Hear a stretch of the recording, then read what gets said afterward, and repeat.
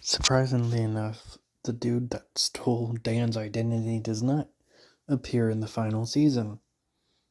I don't know if this show was canceled or they just decided to end it or what, but I think it was a solid season. Um, so first episode starts off with Dan getting mad at a fucking squirrel, and for the first time in the entire series, they don't give us a reason why he's mad at the squirrel. No matter how convoluted or how dumb, he always has some sort of reason to be mad at the thing he's mad at. In this one, he just kind of hates squirrels. No reason at all. They don't give us one. And the episode ends with him chasing a bunch of squirrels that he sees in a tree. And they avoid every time they talk about squirrels. Why he's mad at them. I wish they would have gave us some reason, even maybe a dumb one.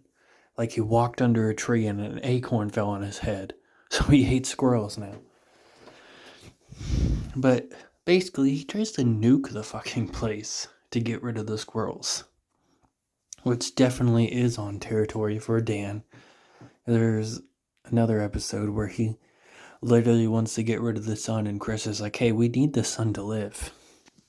But yeah, gets into anger management classes, ends up getting the anger management teacher in trouble.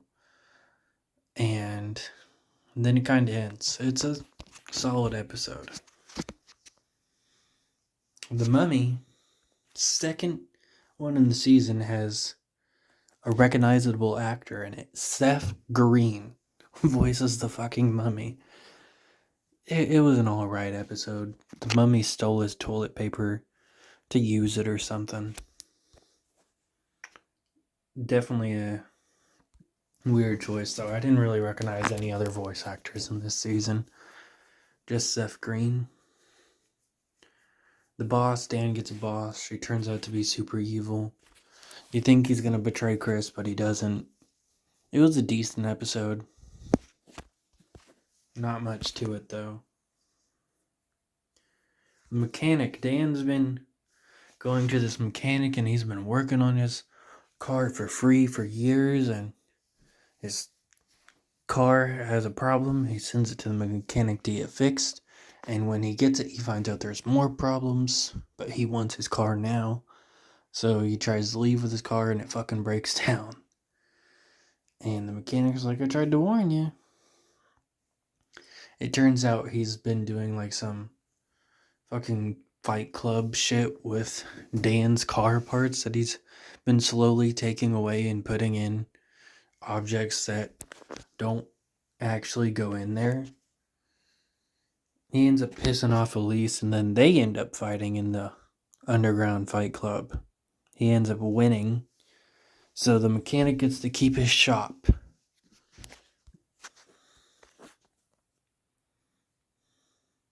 The high school reunion, we find out Dan was actually liked in high school. And that is a very weird thing to think about. But nobody remembers Chris. They do sort of remember him near the end of the episode, and they call him Dan's sidekick.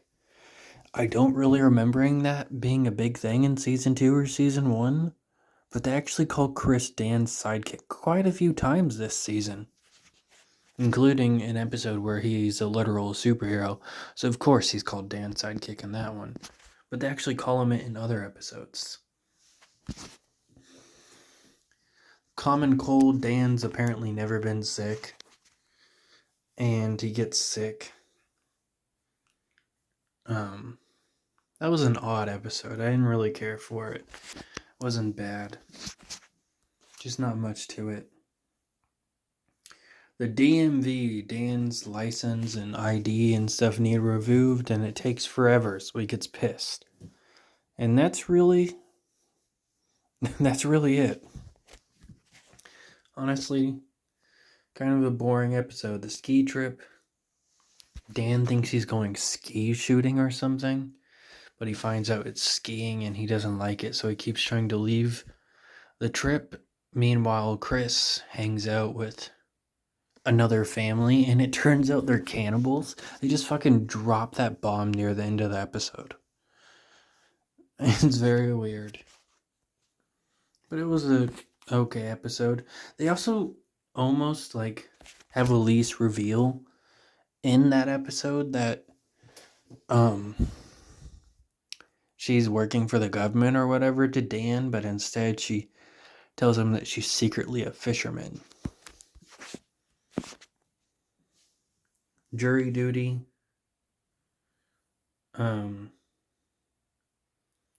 Dan gets sent to jury duty, and it was an okay episode. I honestly don't have much to say about that one either.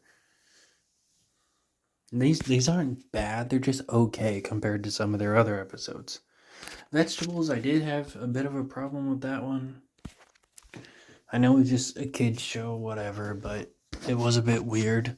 Like, Dan destroys all the vegetables in the supermarket. So now vegans and vegetarians, they're starving. They can't eat any food because they don't eat meat, right? These people are vegans and vegetarians. So, obviously, the only thing they eat is vegetables. So why don't they have some at home? Or do they just keep their house completely empty and only go to the store when they need food? That's crazy. That was really my only problem. It was a pretty entertaining episode. But he definitely should have known she was a government agent by now. He literally steals her ID to break into a government agency.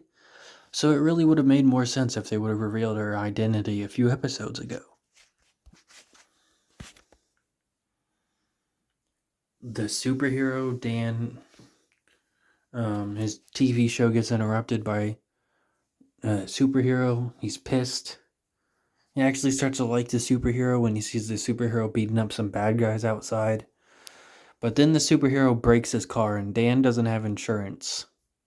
So now he wants to destroy the superhero, and he actually successfully does that because at the end of the episode he uses his weakness, hot sauce. And that it is not only his weakness, but gets rid of his powers and he becomes this really skinny guy that Elise throws out of her garage. And he vows revenge.